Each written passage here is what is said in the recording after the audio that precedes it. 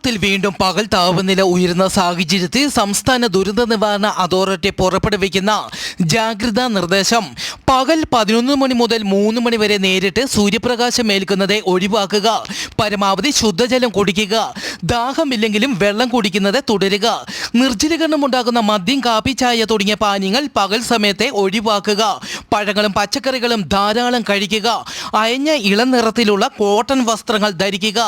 കാട്ടുതീ വ്യാപിക്കാൻ സാധ്യതയുള്ളതിനാൽ വനമേഖലയോട് ചേർന്ന് താമസിക്കുന്നവർ ജാഗ്രത പാലിക്കണമെന്നും അറിയിച്ചു. ബീഹാറിൽ ഇന്നലെ ഉണ്ടായ അതിശക്തമായ ഇടിമിന്നലിൽ ബീഹാറിലെ 4 സംസ്ഥാനങ്ങളിൽ നിന്നായി 22 പേർ മരിച്ചു, 11 പേർക്ക് പരിക്കേറ്റു. 3 ദിവസത്തേക്ക് ബീഹാറിൽ ജാഗ്രതാ നിർദ്ദേശം. വേനൽ മഴയ്ക്കൊപ്പം മണിക്കൂറിൽ 40 മുതൽ 50 കിലോമീറ്റർ വരെ വേഗതയിൽ കാറ്റിന് സാധ്യതയുണ്ടെന്നും കാലാവസ്ഥാ കേന്ദ്രം അറിയിച്ചു.